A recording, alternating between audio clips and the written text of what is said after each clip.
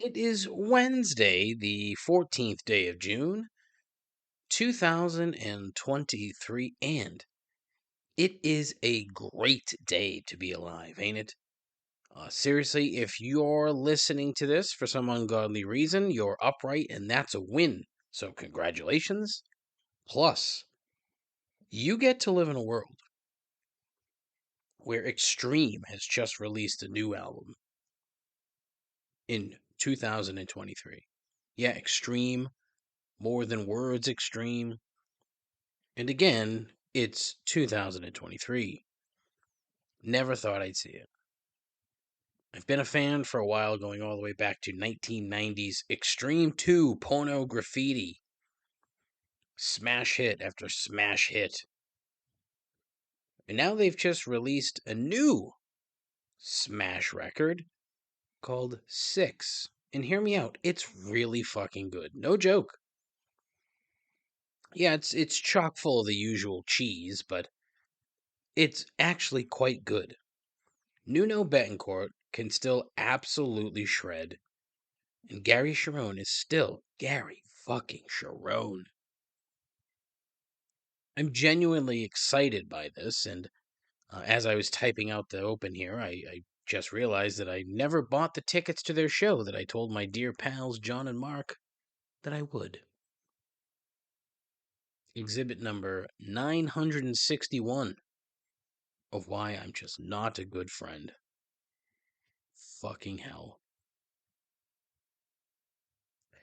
Anyways, this week I'm talking about the Nuggets, Miami, Messi, Taylor Swift, cancer, and little else of any actual consequence or knowledge or even forethought.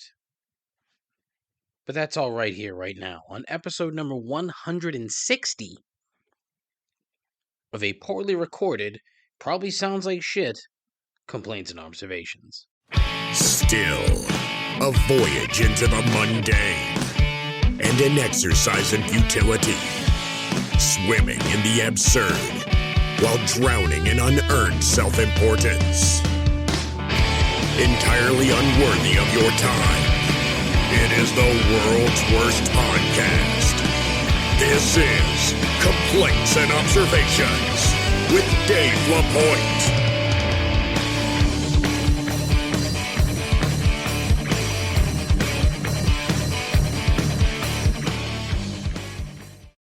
Who the hell is Dave LaPointe? I think he's a bum. I think he's an absolute bum. Thank you as always, Aaron Rodgers. Greatly appreciated. You probably do think I'm a bum, but the Jets are going 8-9 this year. So mark it down. Take the under. The Jets are going to stink. Why did I just sing that? And sing it poorly. I don't know. Anyways, what's happening? How are things? Everything all right? Your week going well? I find myself sort of in this really I'm cognizant of time moving quickly, and I don't particularly care for it, and I need to find a way to kind of slow it down. Not slow it down, but I don't know. And as I attempt to meditate every now and again, I don't do it regularly enough. I really should. I know I should. It's good for you. But I struggle to live in the moment.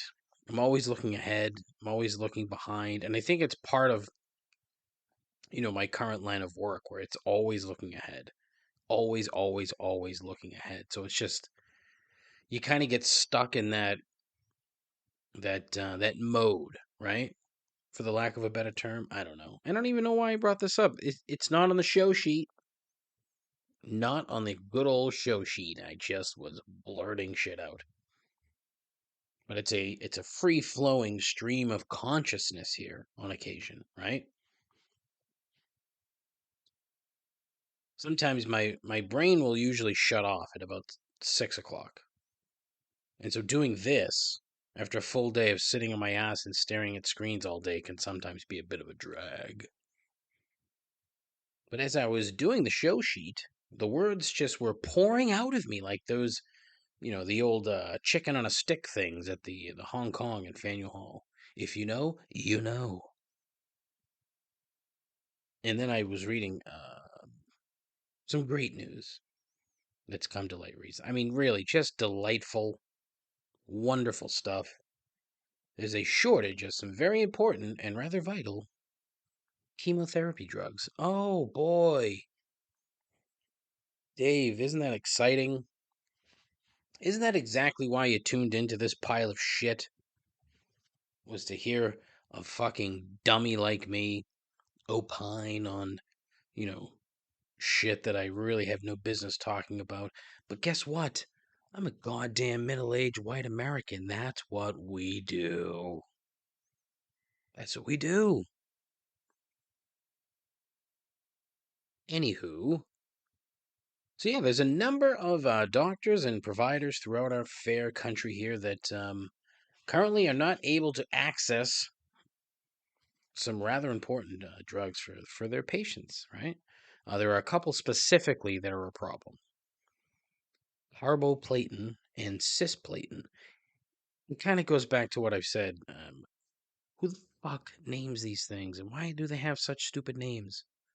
Sure, there's a logical explanation behind it, but I don't know what it is, and I'm not willing to look for it because I am lazy. I know I've talked about this on the show before, but God forbid I should remember anything I've ever uttered on this dumb show. Allegedly, the problem stems from some poor manufacturing services overseas, as well as a generally aging population and the ever present American excuse, the all American excuse of supply chain issues. Always. It's always the supply. It's always the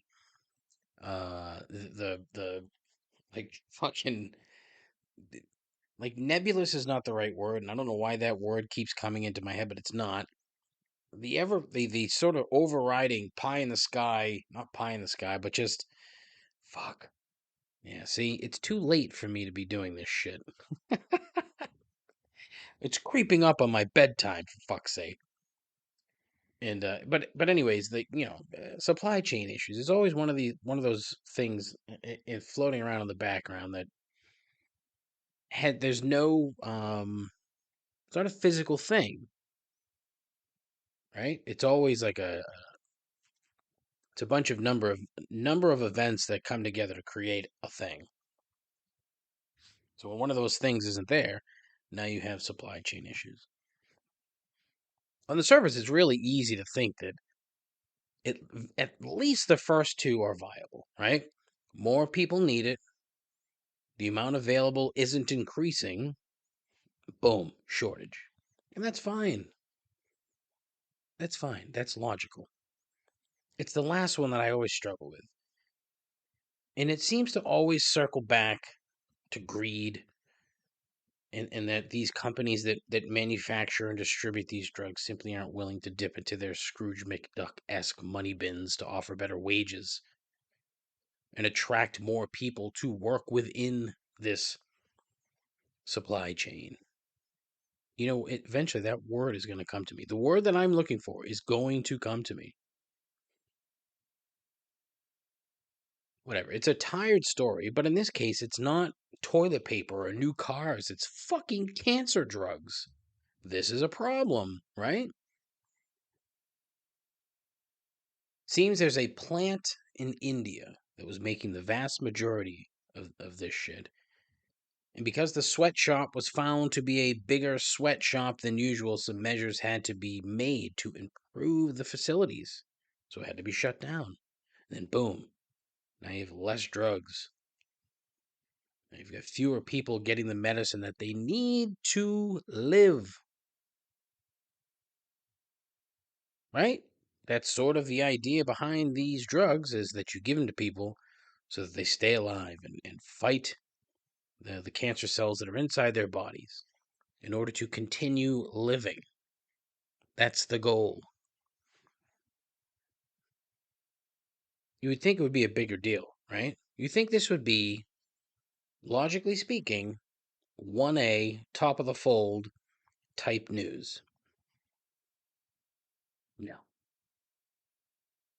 If you turn on the local news, what do you see first? Well, here's Donald Trump in his 8th bathroom being used as a fucking storage facility for nuclear secrets. All right. This story isn't going to get people to move the antenna around to pick up channel 5. So they're not going to get this information. Unless you're one of these people that needs the meds, you're not going to know. And anytime that something like this happens, there really should be.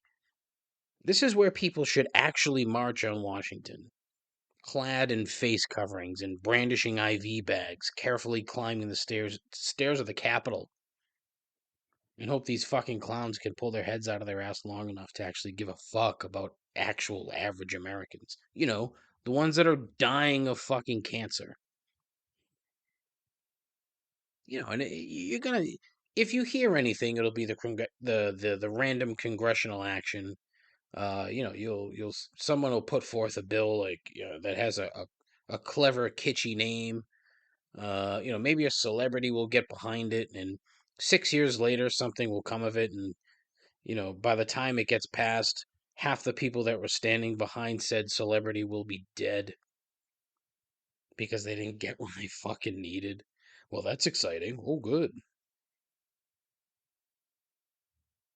It's just just another in a long line of shit that your boy here cannot wrap his fucking head around.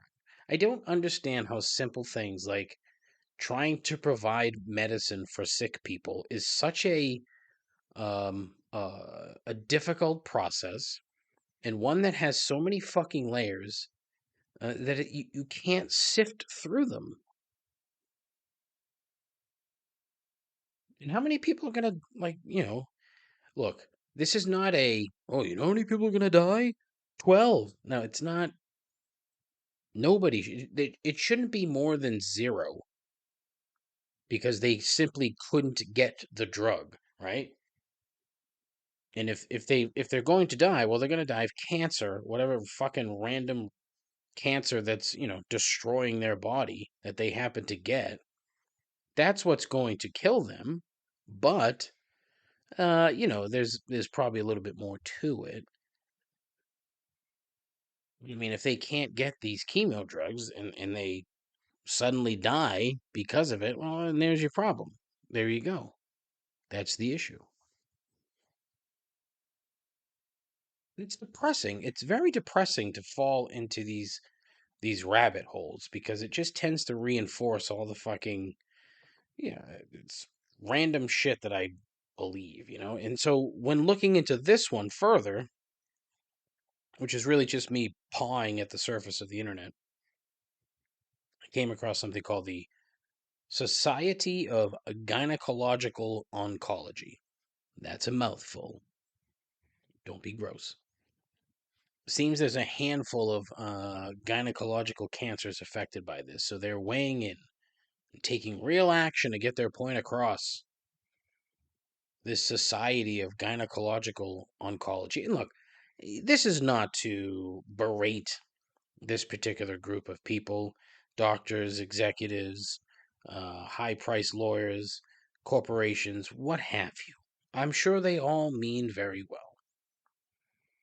And so they're looking to take action. What sort of action?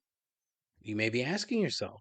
Well, they're organizing roundtables and webinars to sit around and, talk. Yeah, that'll do it. More talk. Huzzah! They also have a link on their website to send a pre-written letter to your congressman or congresswoman or congressperson. That's interesting. Nothing says action like form emails, right? Like, who's on the other end of that?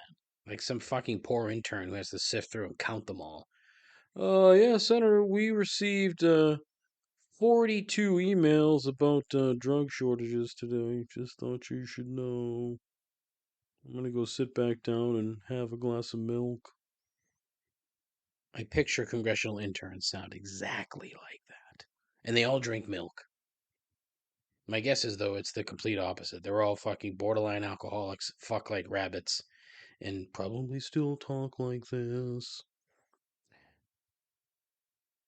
Finally, they suggested joining something called the End Drug Shortages Alliance. Finally, something tangible.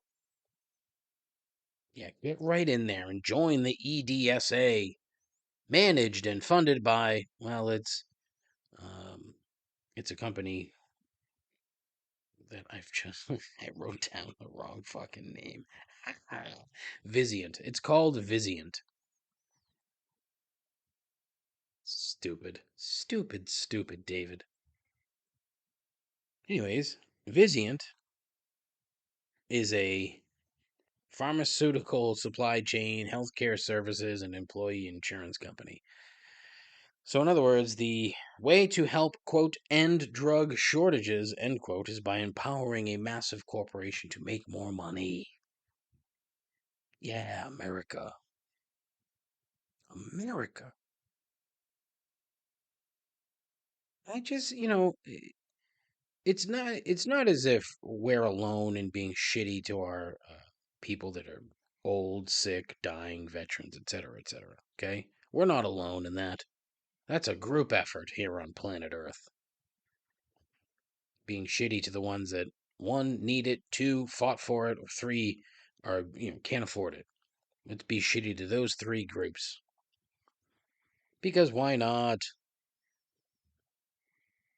But fuck, we do a great job at fucking these people over way more than any other place on earth. And that's a fact. And it's sad because we shouldn't, because we're better than that, allegedly.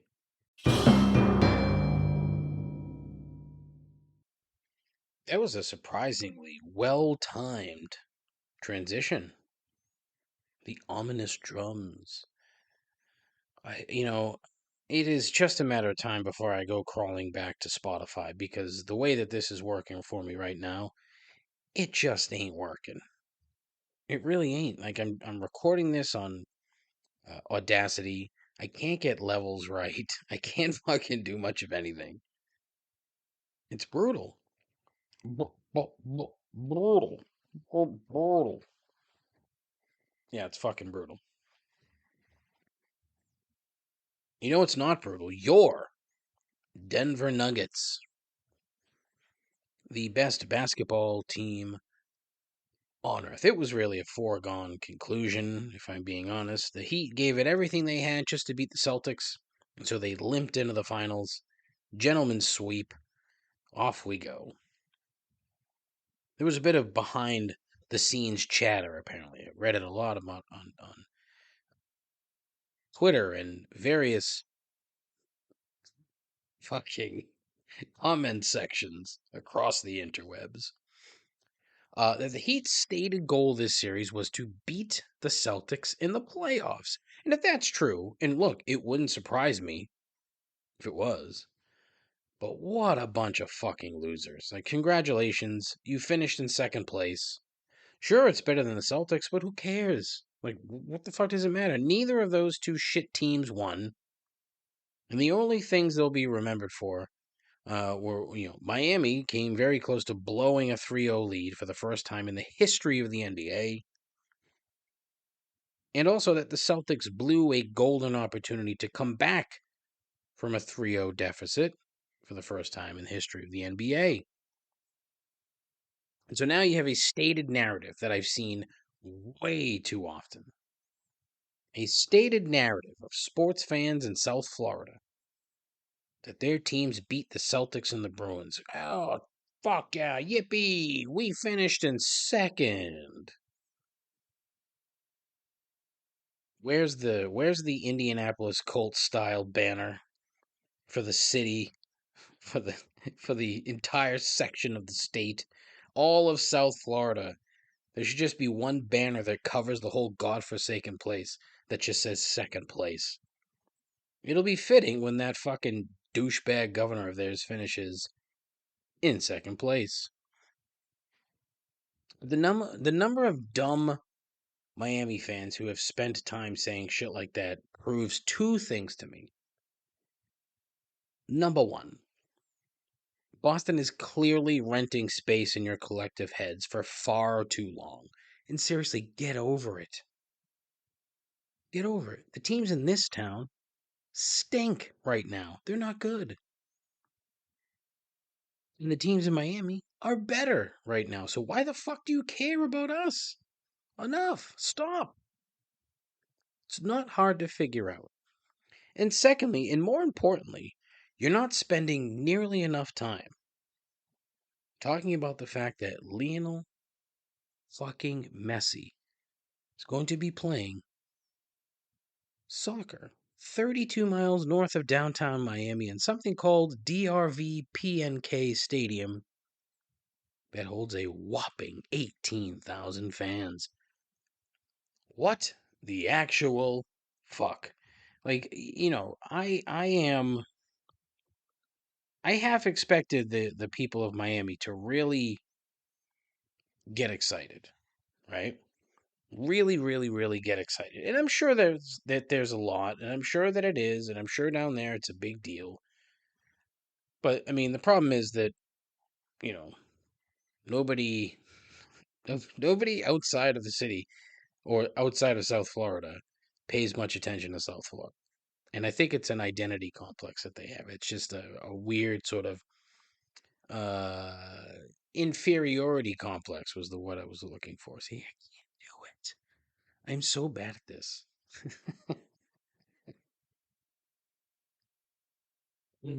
Let's try to break it down though for the uninitiated, okay? Lionel Messi is the best footballer to walk the planet and is legitimately one of the top 3 or 4 of all time. Yeah, he's 35 years old. He'll be 36 in a couple weeks, but the guy is still the best player on earth. And he's coming to fucking MLS. Yeah, MLS. Major League Soccer. Like, think about that. Like, the David Beckham thing was a big deal, okay? But you could kind of get the feeling that David Beckham coming here was really him trying to be more David Beckham and less like the football aspect of it, okay? But this is different. This is Lionel Messi still at the fucking height of his powers. The man just won a World Cup. He was, the player of the tournament. Very well could win another Ballon d'Or as the best footballer on earth, which would, I believe, be his 7th, I think. Maybe, I don't even know. I could be wrong about that. 6th, 7th, 8th, I don't know. I didn't write that part down. But it's just astounding to me that he's coming. Like, it's always been one of these things that it's it's been mentioned, like, every, like, when for example, when Zlatan came and played in LA, it was a big deal. And he was still very good. And he was fucking so much fun to watch. And then then he left and he just retired. So I mean, it's not as if he retired it from the sport while at MLS. He didn't. He was still good enough to go play for fucking AC Milan. This past season, he was very injured, didn't play much, but a legend of the game. And it was a big deal when he went to LA. Good player. Tons of fun moments. Same with Wayne Rooney. But Wayne Rooney he was pretty much on the outs. But now he's a manager at DC United. And they're just okay. But Lionel fucking Messi. Like, it's one of these, like, it's one of these things that I can't figure out, right? Like, the appeal to him is going to Miami, and apparently it had a lot more to do with his family than him. Because if maybe if it were up to just him, he would have gone to Saudi Arabia for $500 million. But he's coming to MLS, and he'll probably make $250 million over time. So the money is going to be less. It's the thing of it is with him, like I can just see him being like way more involved, not just in the sport, but just he's going to be the way that the sport could progress in this country because of him is endless. Right? Think about it. There are going to be so many people watching him play, watching him play the Vancouver Snow Caps. I don't even know what the fuck they're called. What are they called? Vancouver Snow Caps. Are they still a team? What are they? Oh, they're the Vancouver Whitecaps. I'm so sorry. Can you imagine how confused this man is going to be when he has to travel to some of these places? Now, this is what I said, right? He has spent time in some grand cities on Earth and mostly in Europe, but he's played all over the world. Paris, London, Barcelona, Milan, just to name a few. But now he's going to be playing games in Columbus, Ohio. Try to wrap your tiny little brains around that for a second. Columbus. Have you ever been to Columbus? I have, and it's a nothing town. To me, the biggest attraction is the statue of Arnold Schwarzenegger. That's the biggest attraction in that city. Don't talk about that fucking stupid college, because who cares? Fucking college. Who gives a shit? Unless, of course, you went to Ohio State, in which case, I'm sorry, blah, blah, blah, yada, yada, yada. But, I mean, that's like, let's try to think of a comparison, right? Let's say Michael Jordan, in the height of his powers, decided he was going to go play basketball in, I don't know, Australia. And now he's playing Australia in like he's in Darwin or he's fucking in Alice Springs or in Perth or these cities that are more or less unknown backwater-ish cities, and Michael Jordan is showing up to play basketball when he's still Michael Jordan. It's a weird comparison, and I don't think, and even that is not a level comparison. Tiger Woods showing up to play, a tournament when he's 33 and healthy, pre Perkins showing up to fucking, I don't know, where could he fucking show up and play? Ritter Country Club. He shows up to play 18 at good old Ritter and he shoots a 52. But that's the sort of level like we're talking, okay? And I used Columbus just because, man, but don't forget Foxborough. He's gonna fucking come. He's going to show up at Foxborough Stadium, Christ, Gillette Stadium. He's gonna show up.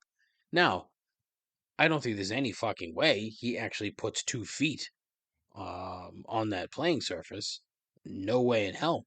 And I would not be the least bit surprised if the league sort of mandated that everybody change their playing surface so that Lionel Messi's not going to go out there and tear an ACL when he twists in that dog shit fucking field they've got over there. But Lionel Messi in Foxborough, Massachusetts is something that no rational sports fan could or should ever imagine. Ever. And don't fool yourself into thinking otherwise. Even if you don't like the sport, you have to accept the fact that what's coming is monumental, massive, massive, massive, massive. Where have I Where have I come up? Where have I heard massive recently?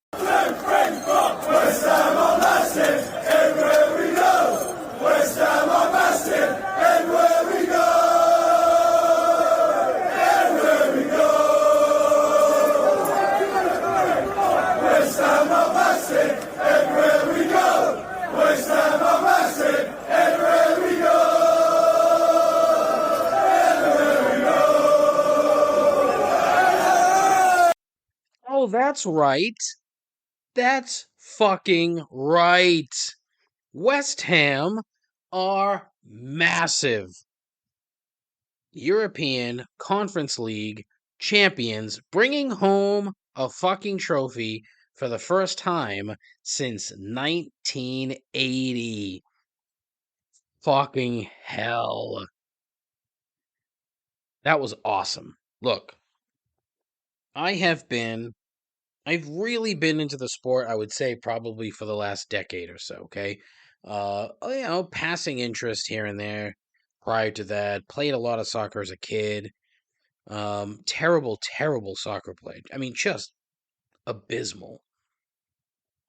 And as I've mentioned on this show numerous times, following this club has just been amazing, right? The ups and the downs and the shit and the fun, like all of it. It really has truly been incredible, and to see sort of a culmination of like the time and the effort, and it's so stupid to say, but the time and the effort that I put in, like to supporting this club, it came to a head when they won the game last week, and like it's one of those things where I sat and I watched the game and I loved it. I mean, literally, we had fucking landscapers in the yard, and when Bowen scored in the 90th minute, scored late. I mean, I jumped up out of my fucking chair, was screaming like a goddamn banshee. I took the afternoon off from work. I took the afternoon off from work so I could watch the fucking game, and it was well worth it. It was just It was awesome. It was really awesome. And you know what the best part about it was seeing all the reactions after the match from all of the supporters in London and what they did, like the number of people sobbing and crying. It was just so wonderful and beautiful to see. And quite frankly, I honestly think it's the start. I'm saying this, and I know that I'm not really, but whatever. I think it's a start of a it's going to get better for us moving forward. It's going to get better. We're going to lose our captain this year, which is sad because he seems like such a great kid, and everything that I've read is that he is indeed a great kid, a good human, and he's one of the best midfielders on earth, and he played for fucking West Ham for the last 5 years, which is mind-blowing. But now he's going to go to fucking Arsenal, which kind of sucks, but they've got Stan Kroenke money. Don't forget Stan Kroenke money. Stan Kroenke, owner of the Denver Nuggets, and generally a guy who does not give a fuck about sports. He just likes money. Well, can't blame him. Of all the guys I could see selling his team to like a Saudi conglomerate, Stan Kroenke. Put a pin in that, eh? Anyways, so listen, shout out to West Ham, shout out to West Ham supporters, shout out to the players, management, etc., etc. Like, thank you so much. That was an absolute blast. The Premier League season sucked balls, but that was that this fucking Farmers League tournament was so worth it. It really was worth it. And I loved every fucking second of it. And I can't wait for them to play in Europe next year. And look, God is my witness. I will finally get to be in London and watch them play. It is going to happen. I promise. I promise. I'm going to go. I'm going to spend money at the stadium instead of waiting weeks on end for product to show up at my door that I ordered. But anyways, So yeah, fucking massive everywhere we go.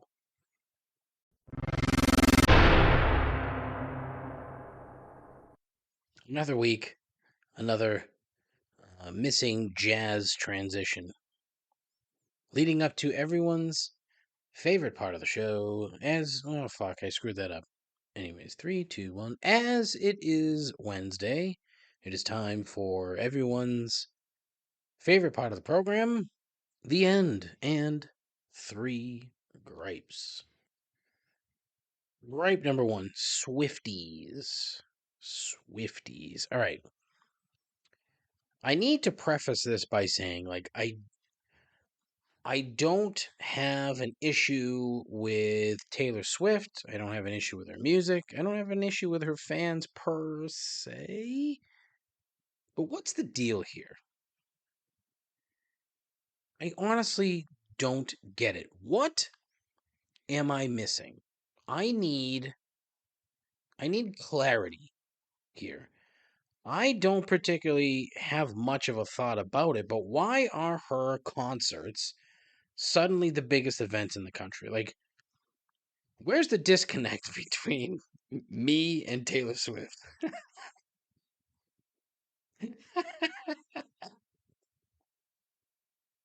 Boy. All right. Did I miss something? Like, don't answer that. I clearly did, but what exactly did I miss? Like, how did this happen? And look, I'm going to assume that her music is good, right? I'm making that assumption as someone who really has not spent more than say 30 minutes listening to her music. So I don't really know. Maybe that's what I'm missing, but I don't think so because look, I listen to a lot of music. Most of it people would find offensive or just shitty. Refer to the open of the program here. Um, But I don't understand this phenomenon. I don't get it. So I need an answer. Please call in 617-657-4736. Please leave me a message and explain to me what the fuck is going on here. Just tell me, share your thoughts. What's happening? Gripe number two, aging. The other day, I gotta say, yeah, that's a ripoff, and I'm sorry, but the other day, I was flipping through the cable channel. See, I'm an old man. That's what we do. We flip through the channels. And I stumbled upon a concert on PBS, again, old man, of Bob Dylan playing a variety of songs at the Newport Jazz Festival between 1962 and 1964. That's a long fucking time ago. What is that, like 60 years? 60 years, man. He was young then. His teeth still grotesque from simply not brushing his teeth. That's true. Consult your Encyclopedia Britannica. And so I said to my wife, Bob Dylan has been old my entire life. I am 45 years old, okay? And I have zero memory of Bob Dylan not looking like he was the fucking crypt keeper. So he's probably looked old as dirt since about 1967. Think about it. Am I wrong? So unless you were alive during the early 60s, the Bob Dylan, like when you think Bob Dylan, you think old, right? Yeah. It's some people when they think Bob Dylan, they think great musician, wonderful artist, or if you like my mother, you can't stand him. But how is it that some people age in such a way that they're just they just look old? Like what happened? I'm aging like a fine Boone's Farm, so I have no complaints. But man, some folks are just, they just can't help destroying themselves and then looking 20 plus years older than they really are. And it's not like just a general like petty aesthetic thing. Um, but I mean, boy, oh boy, he's just one of those people that you associate with old. Like Keith Richards, okay, looks old now. Keith Richards in the '80s looked, you know, older, but he didn't look old. Bob Dylan has always looked old. Gripe number 3, push pops. Did anyone ever save it for later?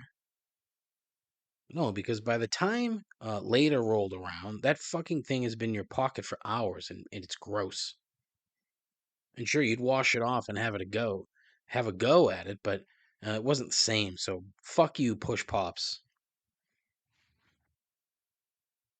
That's the end of the show. Listen, short shift, mainly because I, didn't have a lot to talk about other than shit that I don't know anything about. So it worked out great. Typical episode here.